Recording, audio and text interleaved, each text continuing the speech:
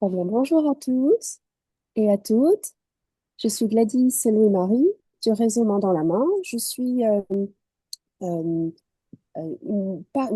cofondatrice et intervenante au sein du réseau Main dans la main depuis plusieurs années maintenant.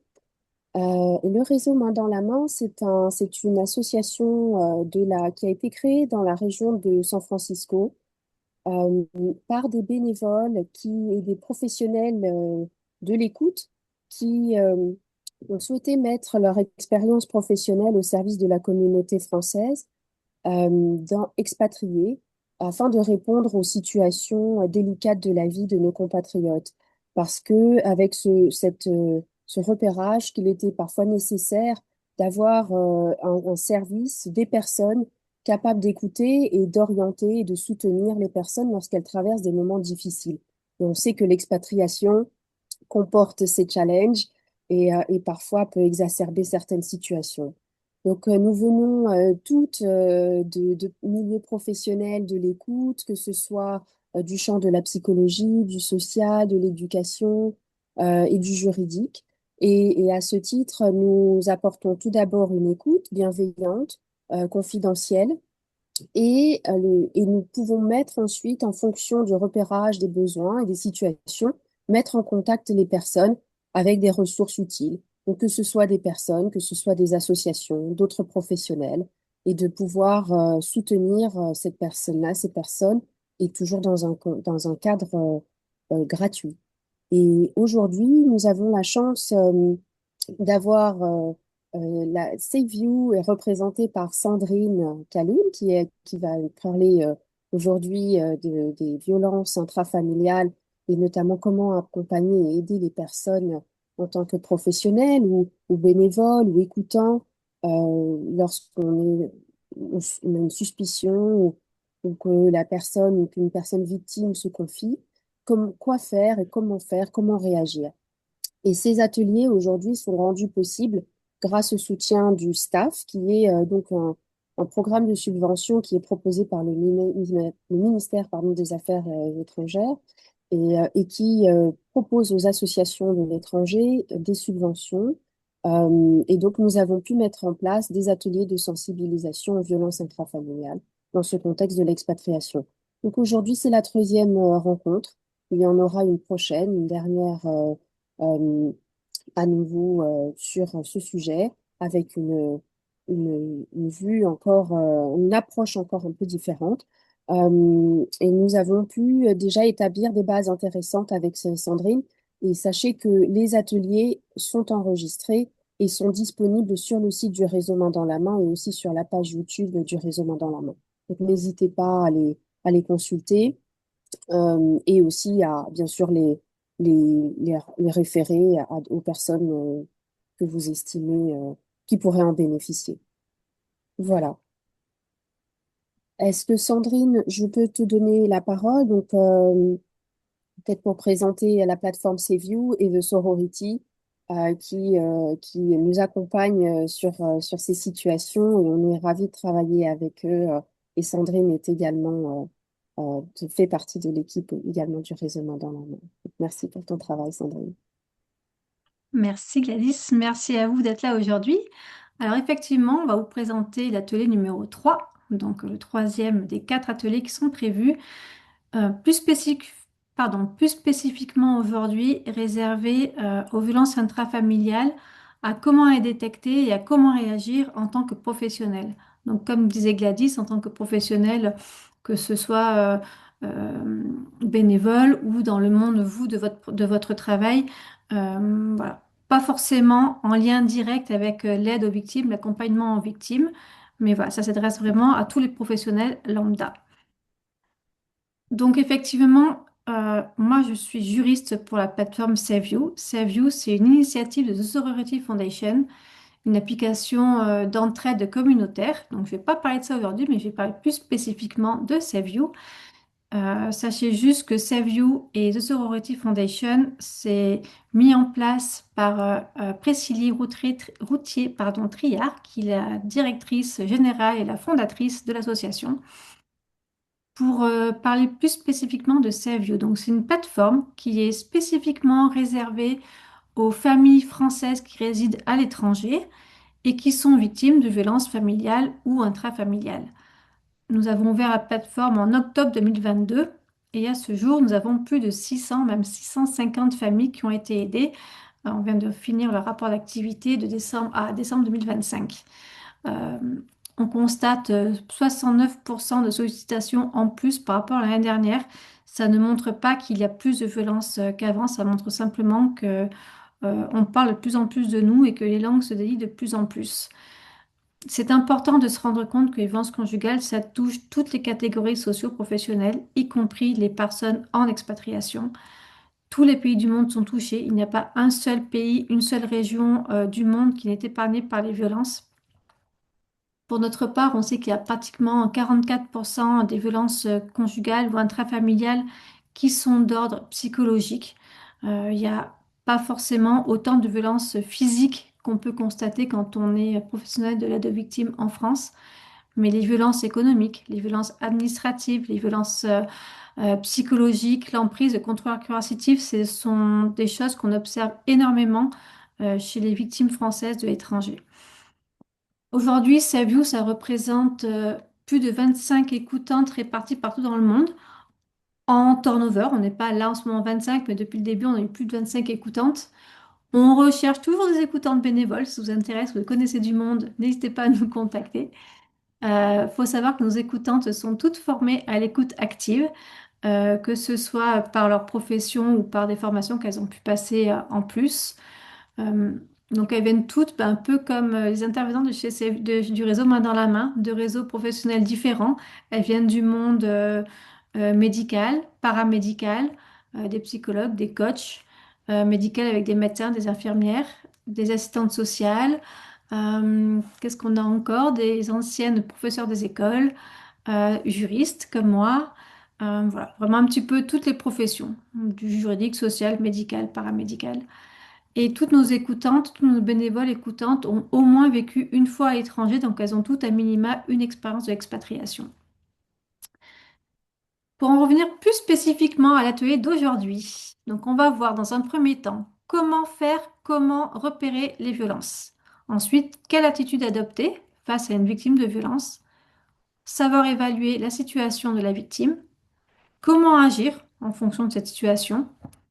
Un petit point sur l'obligation de signalement, que ce soit en France et puis ensuite plus spécifiquement en Californie. Merci Gladys et le réseau Main dans la main pour leurs slides très percutants sur le sujet, pour être bien plus spécifique par rapport à vous. Ensuite, deux points juridiques plus particuliers sur la possibilité de déposer plainte, qu'on soit ou non en France, et sur une question récurrente qui est le retour en France. Est-ce que c'est possible de rentrer en France avec ses enfants? Et puis nous finirons par un temps d'échange. Je ne peux pas passer. Si. Alors, savoir repérer des violences en tant que professionnel. Déjà, je vous recommande, je vous conseille d'aller voir notre atelier numéro 2 si vous ne savez pas vraiment spécifiquement ce que sont les violences conjugales. L'atelier numéro 2 reprenait vraiment ce que sont les violences conjugales, physiques, euh, psychologiques, économiques, administratives, la pression liée à l'éducation, les violences sexuelles, voilà, un petit peu tout ça, et la spécificité en expatriation. Parce qu'effectivement, c'est important de rappeler qui, qui est-ce que ça concerne, qui est victime, qui peut être victime et qui peut être auteur de violences conjugales. Et on se rend compte qu'en réalité, il n'y a pas du tout de profil type, ni d'auteur, ni de victime. Ça concerne vraiment tous les milieux socio-catégories, pardon, les milieux socio-culturels et vraiment toutes les régions du monde. Ensuite, en tant que professionnel, quand peut-être détecter, quand repérer qu'une personne que vous suivez, une cliente, une patiente, quelqu'un que vous rencontrez dans un cadre professionnel, un collègue, quand repérer qu'elle peut être victime de violence conjugale. Ça va être soit lorsque vous allez la rencontrer seule en entretien, par exemple, ou quand vous êtes juste dans un bureau juste avec elle. Euh, Elle va peut-être vous sembler évasive, inquiète. Elle va poser des questions peut-être liées directement à sa séparation, ou souvent des questions qui ont un peu rien à voir. vous avez constaté qu'il y a un changement de comportement. Peut-être vous avez constaté que, je sais pas, elle vient toujours avec des t-shirts à manches longues alors qu'on est en plein été. Peut-être vous avez constaté que son téléphone sonne tout le temps, ou en tout cas qu'elle est constamment en train de checker ses messages et consulter et vérifier. Et même quand vous êtes en entretien professionnel avec elle, elle a son téléphone qui est pas très très loin. Vous pouvez aussi le constater quand vous êtes en réunion d'équipe par exemple, ou en réunion peut-être plusieurs dans un bureau, quelque chose comme ça. Vous pouvez être attentif aux signaux d'alerte en réalité, à la posture qu'elle peut avoir, à des changements de comportement, d'humeur par rapport à, peut-être si vous la connaissez depuis quelque temps, ou même du jour au lendemain. Peut-être que dans la nuit, elle aura eu une expérience pas très très facile et que le lendemain, eh ben, elle va être un peu sur la défensive. Peut-être qu'elle va être plus souvent en retard. Peut-être qu'au contraire, elle va être une des premières à arriver au travail. Peut-être que justement, si vous avez un entretien avec elle, elle va se présenter avec un quart d'heure de retard ou alors un quart d'heure d'avance. Euh, donc tout ça, ça peut être des signaux d'alerte. En tout cas, comment repérer lors d'un entretien? Alors ça va beaucoup dépendre de vous en tant que professionnel. Est-ce que vous êtes professionnel habitué aux violences conjugales, en tout cas à détecter des violences conjugales? Est-ce que vous avez déjà prévu d'intégrer cette question dans un entretien un peu de routine? Est-ce que c'est habituel pour vous de demander aux victimes? Est-ce que vous avez, ou en tout cas à vos clients ou à vos patients, est-ce que vous avez déjà été victime de violences conjugales dans votre vie? Est-ce que vous avez déjà été témoin de violences conjugales dans votre vie? Ça, c'est quelque chose que vous pouvez mettre en place de manière un peu routinière pour que ce soit un peu plus facile aussi pour vous d'en parler et pour que la personne n'ait pas l'impression d'être stigmatisée, mais qu'elle se rende compte que c'est quelque chose que vous posez habituellement et que c'est juste du coup une question lambda que vous posez, comme vous pouvez poser comment est-ce que vous allez aujourd'hui et voilà, combien d'enfants vous avez par exemple, je sais pas, ça peut être quelque chose comme ça. Ensuite, dans un entretien, c'est quand même très important d'observer le langage du corps et les signaux d'alerte. Ça, en tant que professionnel, je pense que voilà, vous savez aussi un petit peu le reconnaître. Euh, les signaux d'alerte, ça va être peut-être des blessures inexpliquées. Comme je disais tout à l'heure, peut-être vous allez voir qu'elle a des t-shirts à manches longues et puis vous allez voir peut-être qu'elle a un hématome ou je sais pas, quelque chose, une trace de coup, etc. Puis elle va vous dire non, mais c'est rien, je suis tombée ou je me suis pris la porte. Bon, une fois, deux fois, trois fois, ça peut être compliqué. Vous avez peut-être aussi constaté des changements de comportement. Euh, D'ailleurs, changements de comportement qui peuvent se constater parfois en présence de l'auteur. Euh, Si jamais cette personne, vous la recevez toute seule, vous constatez que quand elle est toute seule en entretien avec vous, quand vous la connaissez comme ça, elle est souriante, elle répond facilement aux questions, elle est avenante. Peut-être que vous constaterez que quand l'auteur est là, en tout cas quand son compagnon est là, d'un seul coup, la personne, elle est un peu plus renfermée. Elle va pas répondre automatiquement aux questions, on va toujours chercher du regard d'abord l'approbation de monsieur ou de madame pour répondre. Euh, donc effectivement, le fait que son comportement soit différent en présence ou pas d'auteur, ça peut être un signal d'alerte qui peut vous justement vous alerter. Euh, et puis vous avez peut-être aussi remarqué qu'il y a des comportements qui peuvent, à vous, professionnels, vous paraître inadaptés. Euh, Comme je disais tout à l'heure, le fait qu'elle demande par exemple souvent des entretiens, alors qu'elle ne vienne pas aux entretiens, qu'elle soit en retard et qu'elle n'explique pas son retard. Euh, et puis pareil, en sens inverse, l'auteur aussi de violence conjugale peut sembler parfois un peu omniprésent dans des entretiens. Peut-être que vous avez trouvé même qu'il est un peu intrusif, peut-être qu'il pose des questions qui ne le concernent pas beaucoup ou qui vient des entretiens alors qu'à la base, il n'a pas forcément lieu d'être là. Si c'est un entretien qu'avec madame, pourquoi monsieur est là? Voilà, des choses comme ça. Il peut même être agressif, hein, parfois même.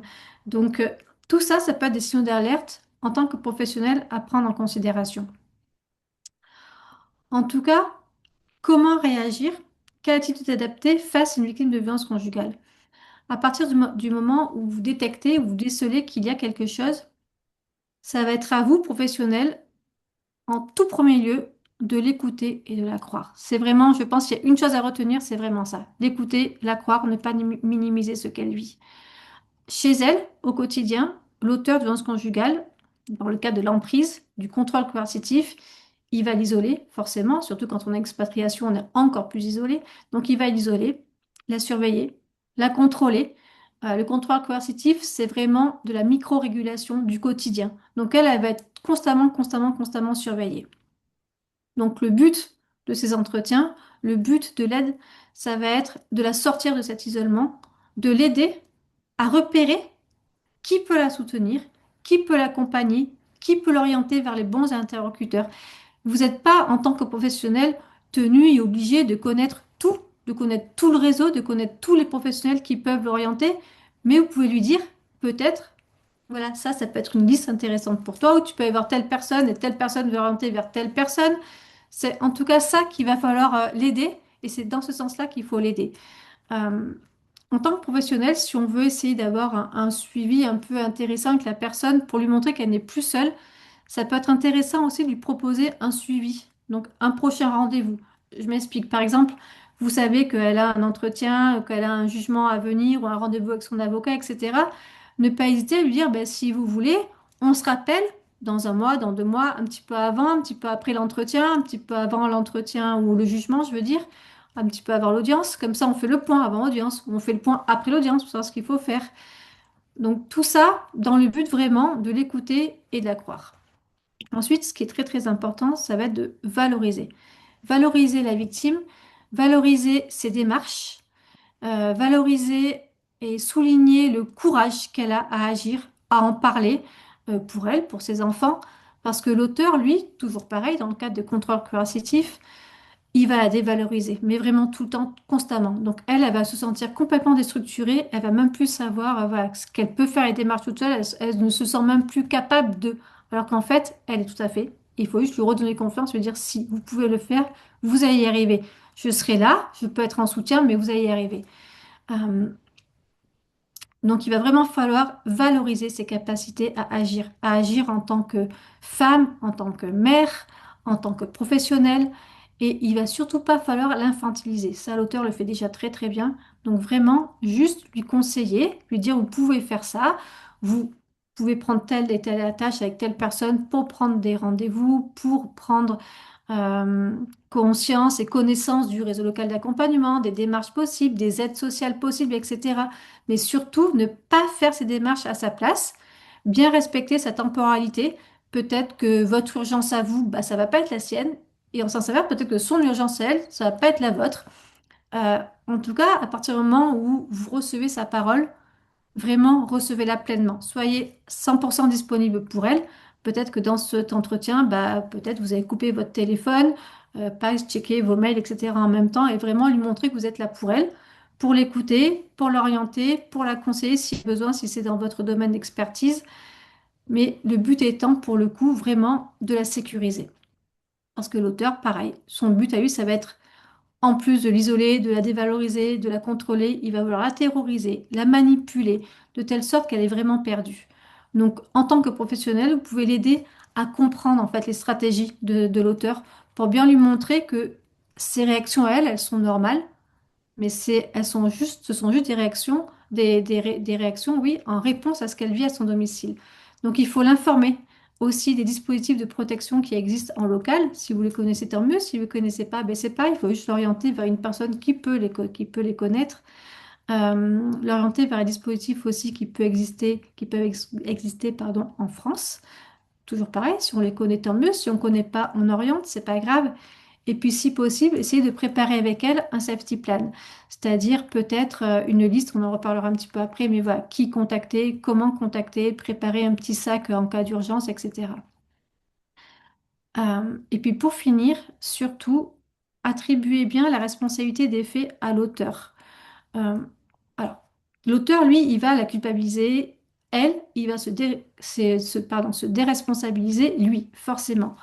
Donc à l'auteur, à la victime qui va venir vous parler, il va bien falloir lui rappeler que les violences dont elle est victime sont interdites et sont punies par la loi. Pour autant, il va falloir mettre l'accent sur les faits répréhensifs de l'auteur plutôt que sur l'auteur lui-même.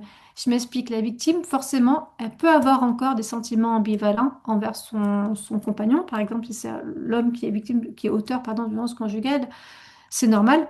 C'est normal qu'elle ait encore des sentiments ambivalents, c'est normal qu'elle soit complètement perdue.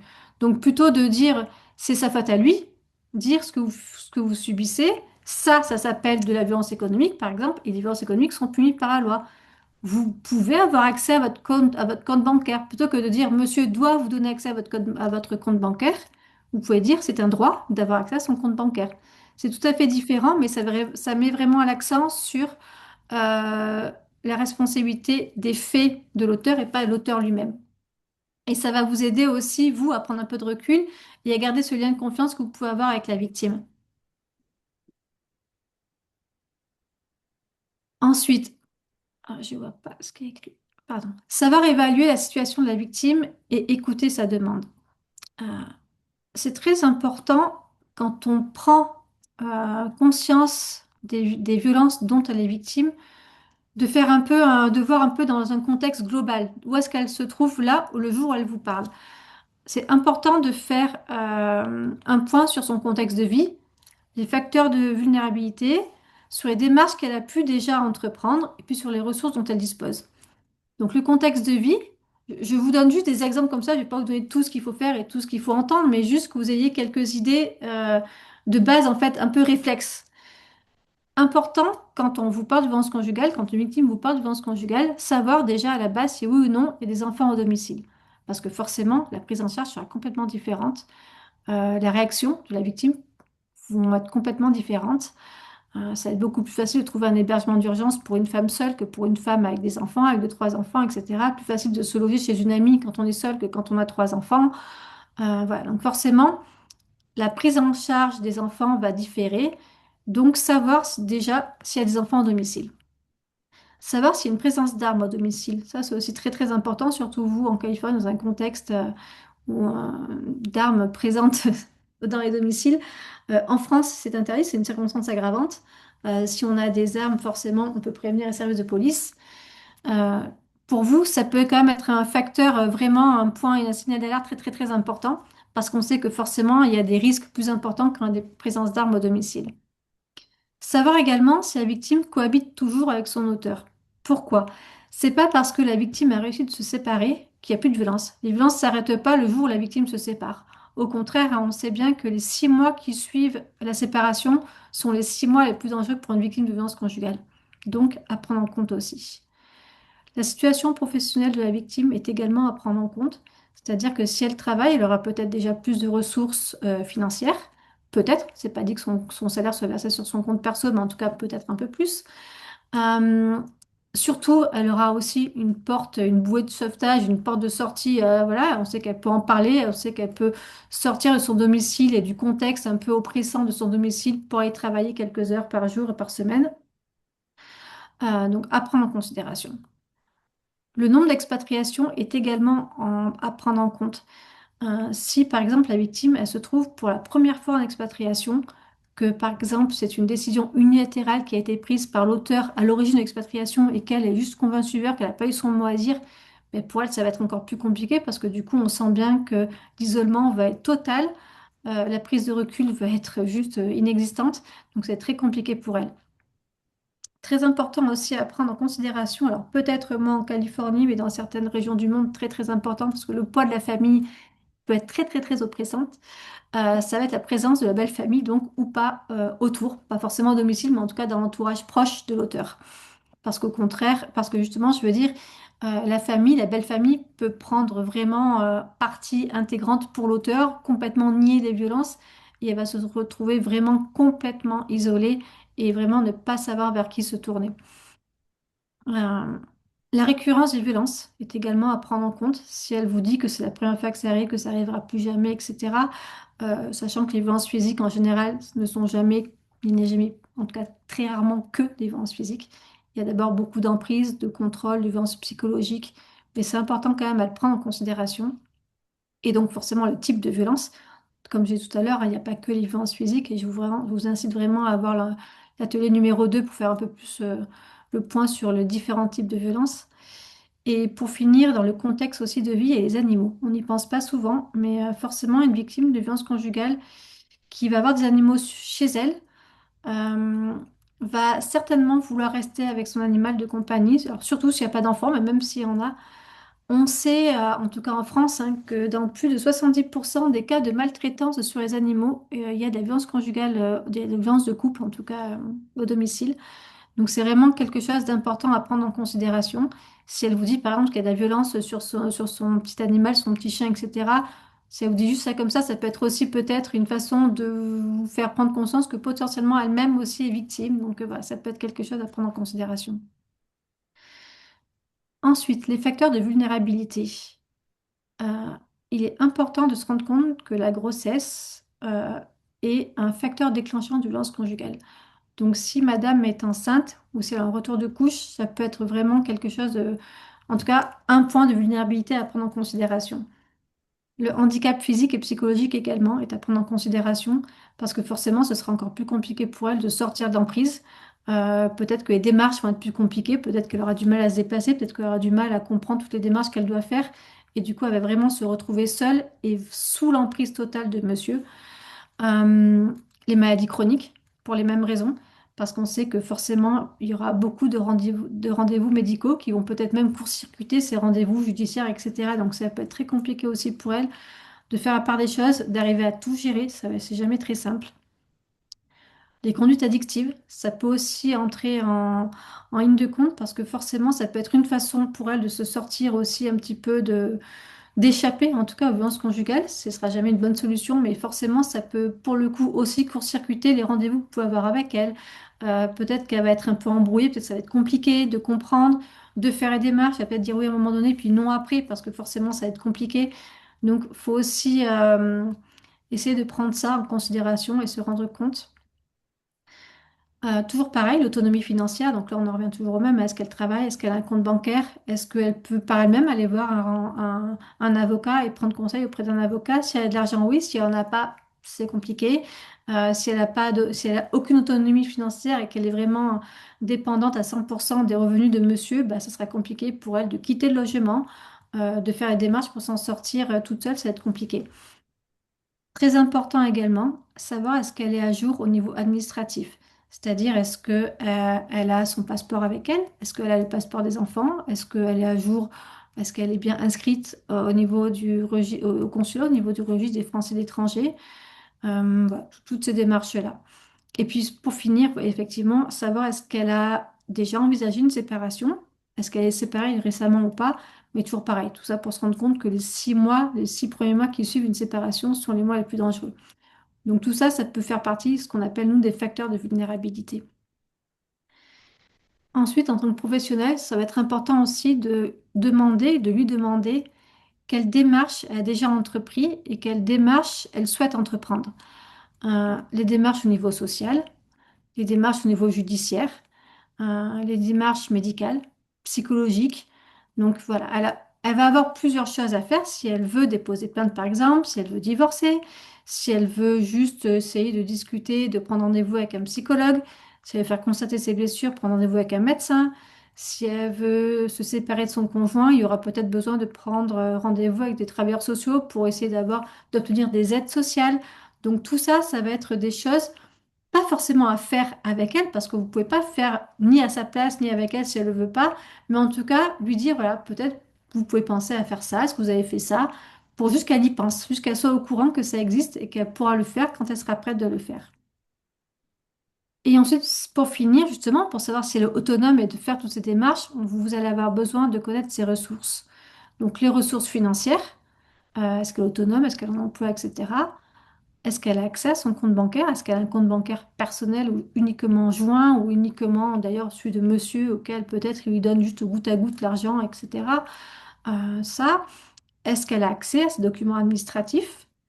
Est-ce qu'elle a un réseau amical en expatriation? Ça peut être les parents d'école, des amis personnels, des amis de monsieur peut-être, professionnels si elle travaille.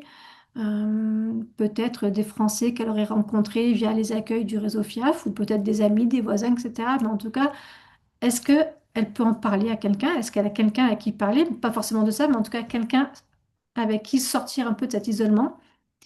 Et puis, pour finir, est-ce qu'elle a des possibilités d'hébergement? En cas d'urgence, est-ce qu'elle peut fuir le domicile?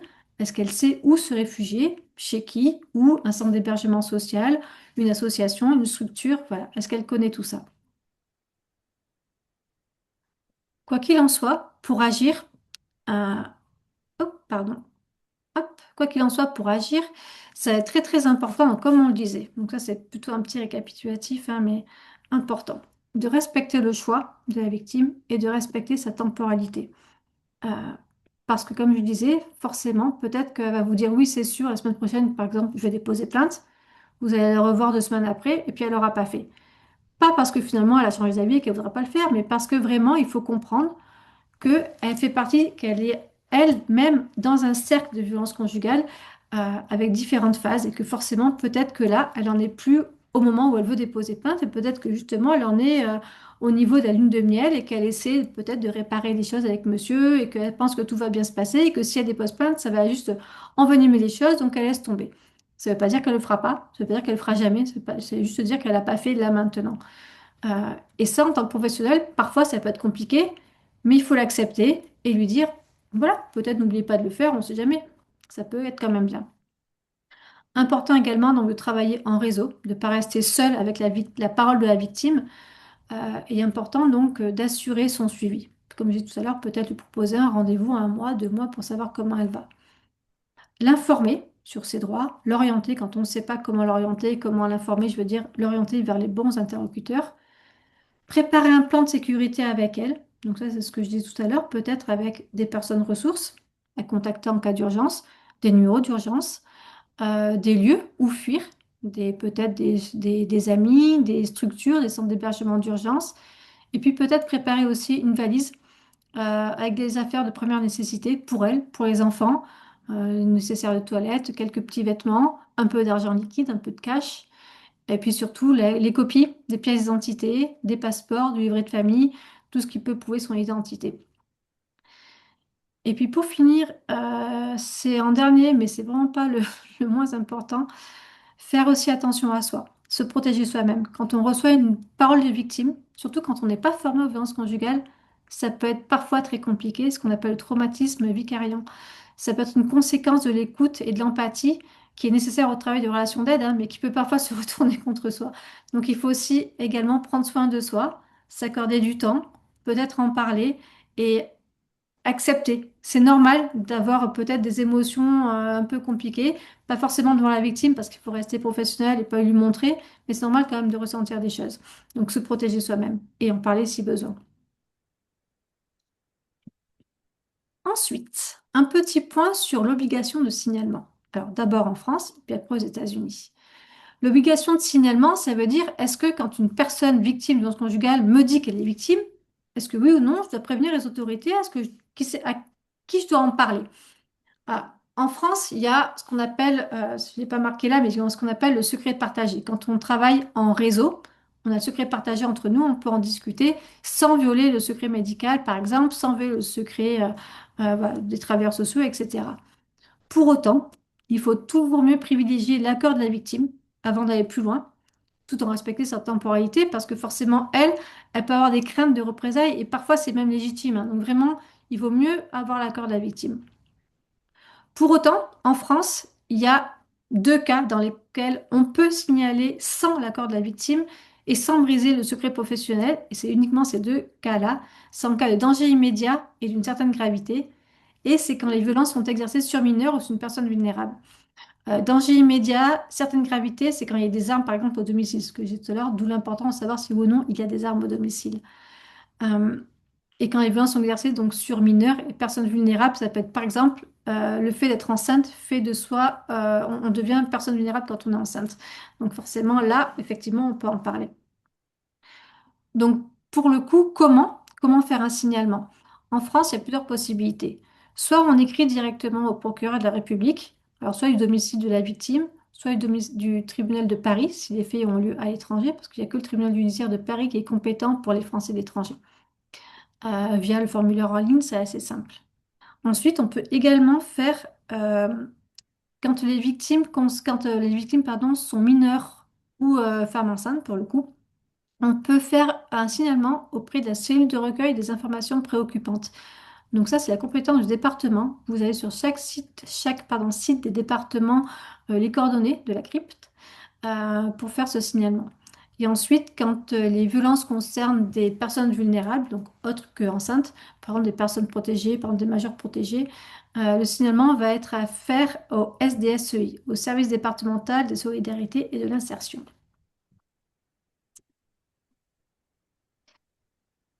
En Californie, c'est un tout petit peu différent, quoique pas forcément beaucoup.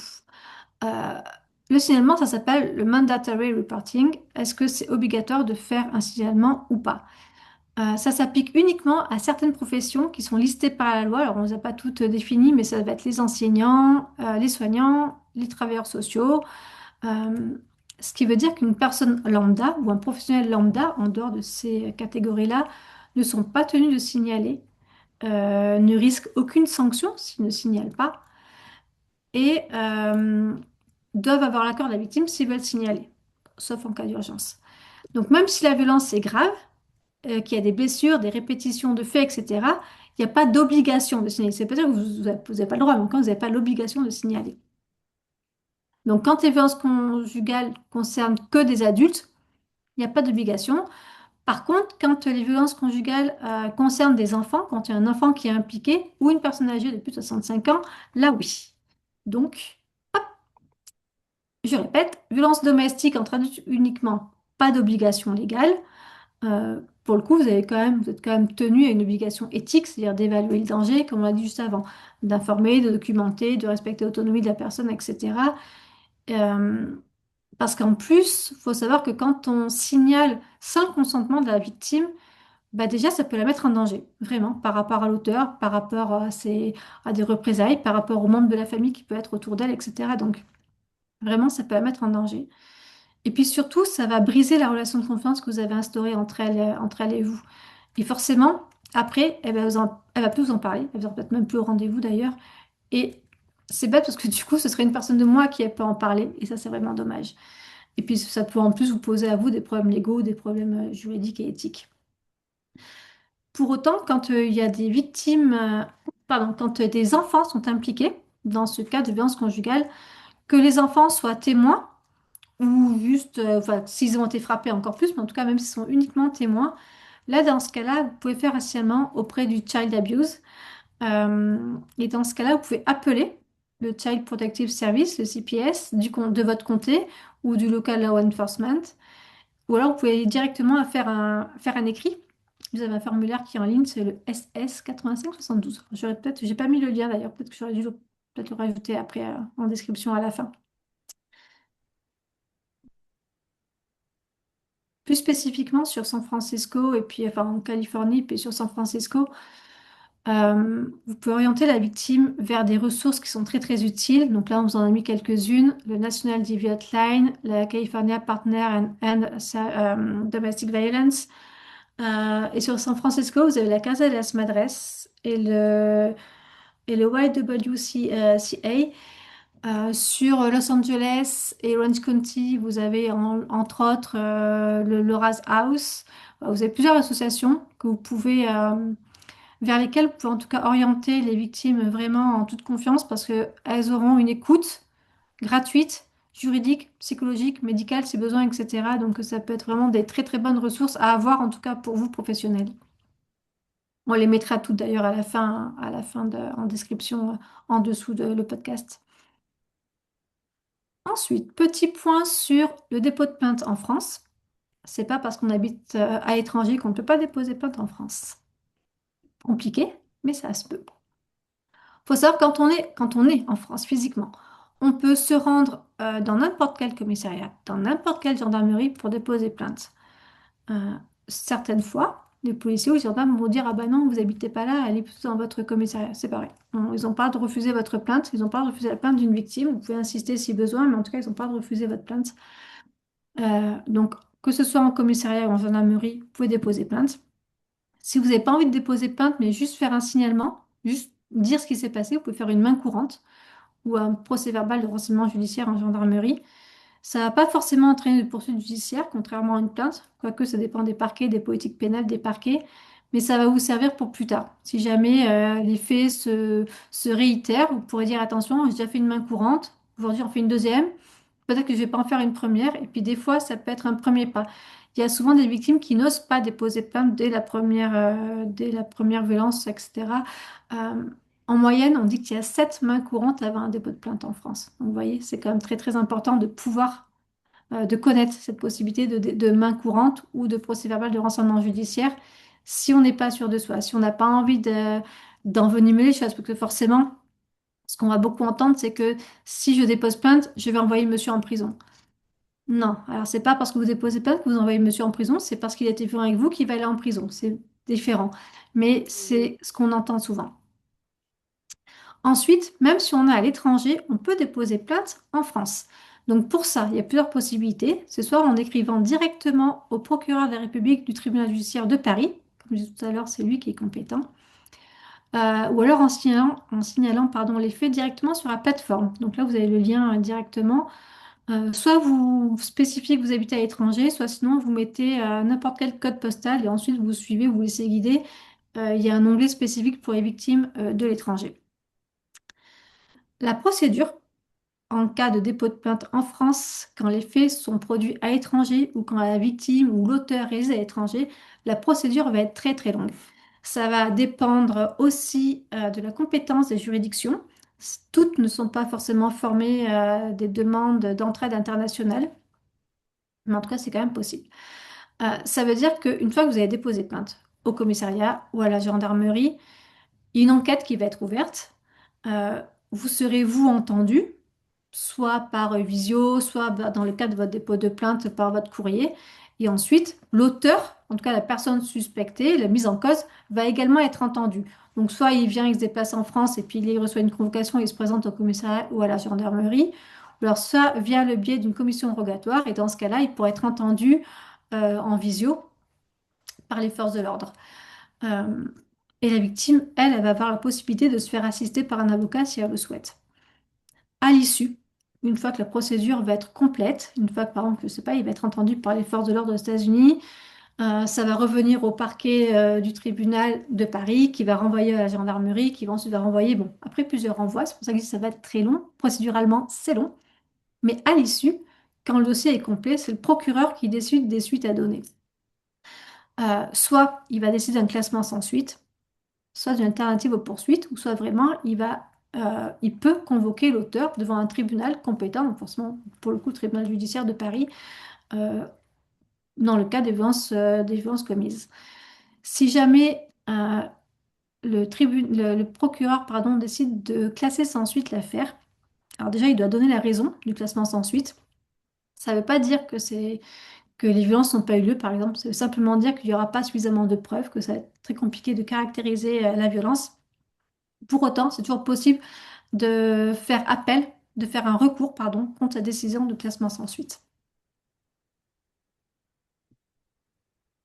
Autre question très importante qu'on entend souvent, c'est est-ce que je peux rentrer en France avec mes enfants? Ah pardon, je me suis trompée de site, c'est pas celui-ci. Le retour en France. Comment l'aider si elle souhaite rentrer en France? On verra après comment avec les enfants. Si, pardon, fou, je me suis embrouillée, c'est bien ça. Est-ce que je peux rentrer en France avec mes enfants?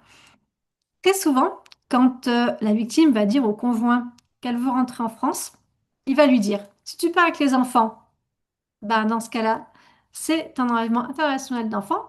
Par contre, si tu pars sans les enfants, ben c'est un abandon de famille. Et pour le coup, elle va se retrouver complètement bloquée. Elle va pas savoir quoi faire. Donc là, on va être là aussi pour aider, euh, pour essayer de vous donner en tout cas des pistes de réflexion. Vous, si une victime de violence conjugale vous dit qu'elle veut rentrer en France avec ses enfants, assurez-vous qu'elle ait à minima les bonnes autorisations. Ça veut dire à minima autorisation écrite du père, en tout cas de l'autre parent, et au mieux du juge. L'autorisation du père ou de l'autre parent, ça va être une autorisation soit temporaire, où il dit j'autorise madame ou monsieur à rentrer avec les enfants de telle date à telle date dans tel pays. Ça, c'est possible. Ça peut être aussi une autorisation qui comporte pas de date ou qui comporte pas de lieu. Ce sera forcément beaucoup plus simple si la personne veut rentrer dans un laps de temps plus long ou si vraiment elle veut s'installer en France ou ailleurs avec les enfants.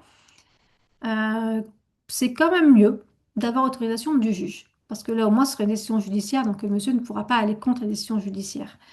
Euh, le juge compétent pour fixer enfin, pour fixer si oui ou non madame peut quitter le territoire, ça va être le juge du lieu de résidence des enfants. Toujours. Ça ne va être jamais le juge, par exemple, français si madame décide de rentrer en France et qu'ils ne sont pas encore résidents en France. Ça va être important. si la victime vous dit qu'elle veut peut-être être aidée dans le cadre de cette démarche pour saisir le juge, de rester sur des éléments factuels, surtout si vous tombez sur un juge un peu nationaliste qui veut pas que les enfants quittent le territoire. On sait qu'il y a des pays dans le monde où c'est très très très compliqué de faire sortir des enfants, sans faire poétique, car l'Allemagne et le Japon, ce sont des pays très compliqués. On obtient rarement d'autorisation de quitter le territoire dans ces pays-là. D'autres pays dans le monde également. Aux États-Unis, ça peut être également très compliqué. On peut avoir une autorisation de quitter un État, mais pas forcément l'autre. Voilà. Donc vraiment, faut faire attention quand une victime vous dit qu'elle veut quitter le territoire avec les enfants. Il faut aider en tout cas, même si pour l'instant elle n'a pas l'autorisation ni du père, ni du parent, ni du magistrat. Il faut aider à préparer. Le projet de départ, c'est vraiment quelque chose qui se prépare. Donc, voir avec elle et l'aider avec elle dans ce projet et dans l'élaboration de ce projet. C'est-à-dire, si elle rentre en France, ok, où est-ce qu'elle va aller? Chez qui? Est-ce qu'elle a un logement? Est-ce qu'elle a des amis? Est-ce qu'elle a un travail? Est-ce qu'elle a des animaux comme on fait pour les animaux? Est-ce qu'elle a déjà entrepris des démarches sociales? Est-ce qu'elle sait que pour avoir droit à des aides sociales, etc. en France, est-ce qu'elle sait qu'elle peut demander une ordonnance de protection, par exemple, si le conjoint rentre en France et continue de le harceler, etc. Donc tout ça sont des aides qui existent en France, mais vous n'êtes pas forcément obligé, pareil, comme toujours, de tout connaître, de tout savoir, mais juste l'aider à préparer au mieux ce départ, ce projet pour entrer en France. Le Sandrine, projet juste un d'entrer en point, France, excuse-moi, je oui, t'interromps une minute, juste sur ce point-là.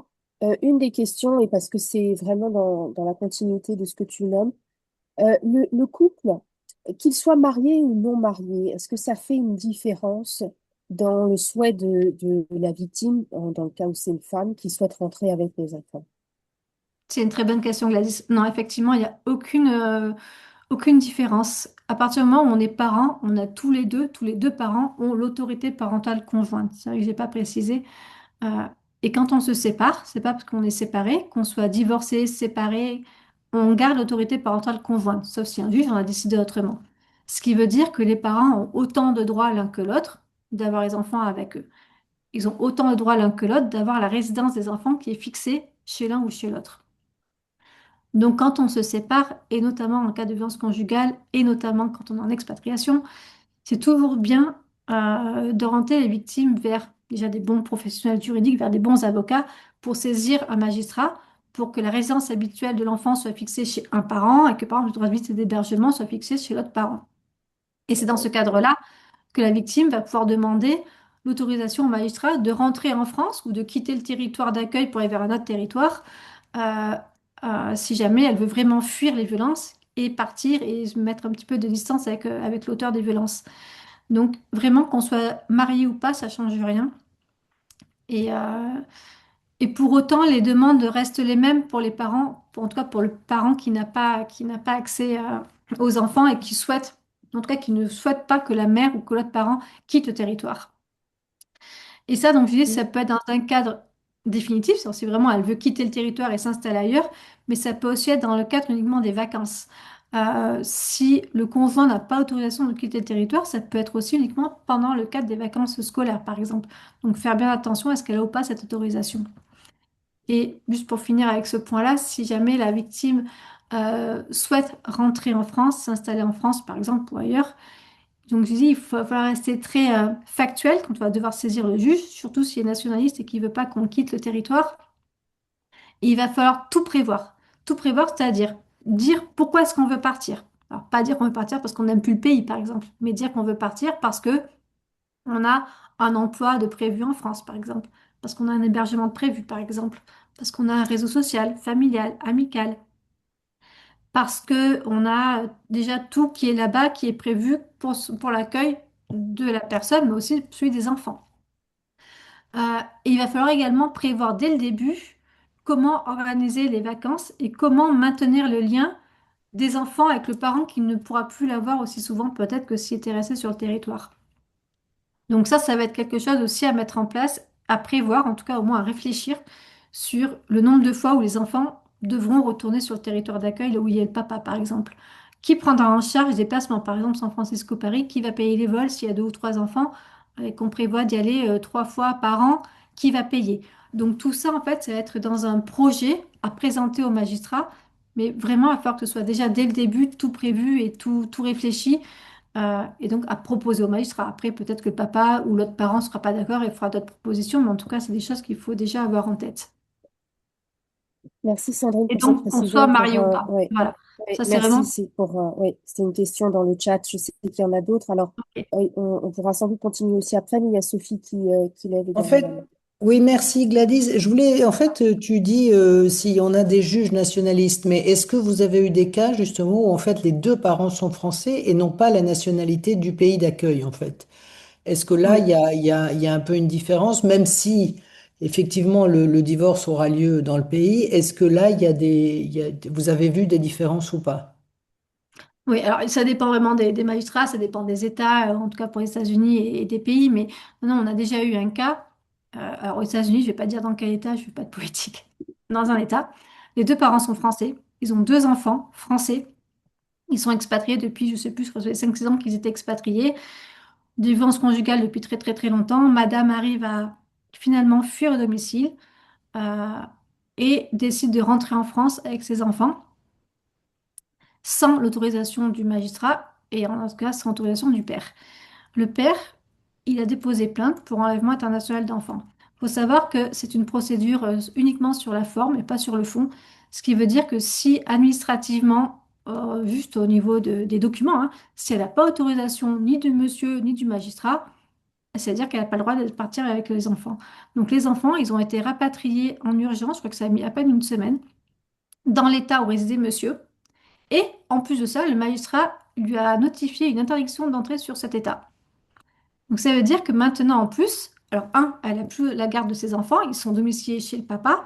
Et en plus, si elle veut venir les voir quand elle va aux États-Unis, elle peut même pas mettre les pieds dans cet état parce qu'elle a interdiction de séjour sur cet état. Donc quand elle vient dans l'état d'à côté. Alors, heureusement, ça se touche, mais en tout cas, elle vient dans l'état d'à côté pour pouvoir demander à voir ses enfants. C'est juste incroyable. Ah oui, d'accord. Ok. Bon ben merci pour la réponse. Ah oui, je savais pas. Mm. On te laisse poursuivre, Sandrine, et je pense que ce sera l'objet de discussion à Ça la marche. suite. Ouais. Juste pour finir par rapport au retour en France, et je crois que ça sera bientôt fini. Même si vous ne connaissez pas tous les dispositifs, sachez en tout cas, ayez en tête qu'il y a trois principaux services, en tout cas trois principaux réseaux vers lesquels vous pouvez orienter très facilement les yeux fermés les victimes. Ça va être le réseau France Victimes. C'est une association nationale répartie partout en France. Je crois qu'il y a plus de 130 bureaux répartis en France et dans les dom-toms. Une association agréée ministère de la Justice. C'est eux d'ailleurs qui sont à l'origine de l'application Mémo de vie. Je crois que j'en ai déjà parlé aussi sur d'autres ateliers. Ils peuvent donner des renseignements juridiques, des accompagnements psychologiques, des aides sociales avec des psychologues, des juristes, des travailleurs sociaux, de manière gratuite, anonyme et complètement sécurisée. Mais ça, c'est plus dans le cas d'un accompagnement juridique et pénal, si vous souhaitez déposer plainte, etc., si vous souhaitez une ordonnance de protection, des choses comme ça. Ensuite, vous avez le FNCIDFF, la Fédération nationale des centres d'information et droits des femmes et des familles. Donc là, c'est pareil, vous en avez vraiment répartis partout en France. Vous aurez droit à des entretiens juridiques gratuits, confidentiels, que ce soit dans l'accompagnement d'une procédure de divorce, de séparation, d'autorité parentale, justement, de résidence des enfants, etc. D'aide peut-être aussi au retour à l'emploi, d'aide à l'accompagnement vers les démarches sociales. Donc voilà, ça peut être aussi intéressant, c'est sur rendez-vous. Et pour finir, sachez que les caisses d'allocation familiale et les MSA pour les exploitants agricoles peuvent aussi également aider en matière de violence conjugale avec des aides par exemple, universelles d'urgence où des prêts sont accordés aux victimes sans intérêt et ou parfois même non remboursables. Et puis d'autres aides spécifiques pour les parents isolés, par exemple, qu'il ne faut pas hésiter à demander quand on rentre en France et qu'on se retrouve vraiment seul et isolé. Voilà un petit peu, je crois que j'ai plus trop de voix, voilà un petit peu pour la fin de cet atelier numéro 3. Pour rappel, l'atelier numéro 1, donc c'était une présentation générale des associations du réseau Main dans la main, de Save You et des ressources en France et à l'étranger. L'atelier numéro 2 était plus spécifique sur les violences conjugales dans un contexte d'expatriation. Et le prochain atelier, ce sera le 22 mai prochain. sera un peu différent de celui-ci, quoique on va parler de comment aider une victime en tant que non professionnel. Et nous aurons alors soit la venue parce qu'elle pourra venir, soit si elle peut pas, en tout cas on aura partagé ses slides et son expérience d'une survivante de violence conjugale qui va venir nous partager ses tips, savoir comment elle a fait par rapport au harcèlement numérique qu'elle recevait par rapport je veux dire, de la part du papa de ses enfants. Voilà. Je vous remercie en tout cas vivement pour votre intérêt d'être là et de vraiment d'être intéressé par le sujet des violences conjugales en expatriation. Plus on en parle, mieux c'est. Plus les victimes peuvent en parler, mieux c'est. Et mieux on est formé, mieux c'est. Merci beaucoup. Si vous avez des questions, bah c'est maintenant. Super, merci beaucoup, Sandrine. C'était vraiment très riche. J'ai noté plein de choses, à la fois dans des questions ou des remarques qui me sont venues. Et je suis sûre que dans nos participants, on a aussi quelques questions. Il y a eu quelques commentaires dans le chat. Euh, En tout cas, une chose vraiment très forte, il me semble, parce qu'aujourd'hui, c'est vrai que c'était vraiment une approche particulière du point de vue de bénévole, d'un professionnel, d'un écoutant, de quelqu'un qui est au contact de la communauté française. Et je crois qu'il est important, déjà, c'est un message très fort que de se connecter sur ce type de webinaire, d'information, de s'informer, de savoir un petit peu ce qu'il existe dans le paysage et bien sûr que nos listes, elles ne seront jamais exhaustives parce qu'en fait, quand on est dans la communauté expatriée, on vit dans plein d'endroits différents. Donc nous, on a commencé en étant à San Francisco, mais on a des gens qui se connectent de d'autres régions du monde. Et sachez qu'il existe partout dans le monde aujourd'hui des réseaux associatifs. Et c'est aussi la raison pour laquelle faire toujours ce point aussi avec la France, on se rend compte, nous, dans le public qu'on accueille et qu'on reçoit, que la France reste souvent un point de repère fort parce que à un moment, c'est pas à 100% vrai, mais il y a quand même souvent des situations où cette question de est-ce que je rentre en France? Est-ce que ça va apporter de l'apaisement? Est-ce que ça va me permettre de me protéger, etc. Ça revient. Et comment les autorités françaises peuvent aider dans ces cas-là? Et n'oublions pas que les autorités françaises, elles sont aussi représentées à l'étranger. On a la chance d'avoir des membres du consulat qui se connectent avec nous aujourd'hui et qui sont là au quotidien pour écouter, accompagner nos compatriotes. Donc, on les remercie aussi grandement pour ça. Donc, n'oubliez pas qu'en tant que professionnel, vous n'êtes pas seul. Et effectivement, comme Sandrine l'a dit, vous n'avez pas forcément besoin d'avoir toutes les réponses, mais sachez que vous pouvez travailler avec d'autres personnes. Nous, n'hésitez pas à contacter le réseau Main dans la main. Si vous avez une situation, on a parlé du secret partagé. Nous, la confidentialité, elle est très importante. Vous pouvez effectivement avertir, par exemple, une personne avec qui vous discutez. Là, votre situation, elle éveille pour moi des questions. Ce serait important que je puisse en parler avec des collègues. Voilà, de prévenir un petit peu, de sonder. Ça va vous permettre de voir aussi la victime, comment elle se situe, elle se positionne, dans quelle phase elle est. Et puis de pouvoir partager et de déposer avec d'autres professionnels, de réfléchir à ces situations qui sont souvent lourdes et complexes. Parce qu'il y a rarement une situation, une réponse évidente. C'est tout un maillage et encore c'est d'autant plus vrai en expatriation. Donc voilà, sachez que vous avez des ressources autour de vous. C'est vraiment l'un des points que je voulais mettre en avant aujourd'hui. Euh, plein de choses. Je voudrais en tout cas vous remercier. Je vous propose qu'on arrête peut-être l'enregistrement et qu'on puisse continuer la conversation. Je Euh, peux prendre des oui. questions, effectivement, si vous voulez. Oui, J'ai accès au voilà, chat, je peux reprendre des questions. voilà, Merci. très bien. Donc, j'arrête. Et en tout cas, merci, un grand merci à toi, Sandrine. Et n'hésitez pas, si vous regardez dans un temps ultérieur cette vidéo et ce webinaire et que vous avez des questions, que vous soyez concerné directement ou indirectement, à titre personnel ou professionnel, n'hésitez pas à nous contacter, que ce soit à la plateforme Saviou et Sorority via Sandrine ou une ou même membre du réseau Main dans la main. Vous trouverez toutes nos coordonnées. Voilà, merci.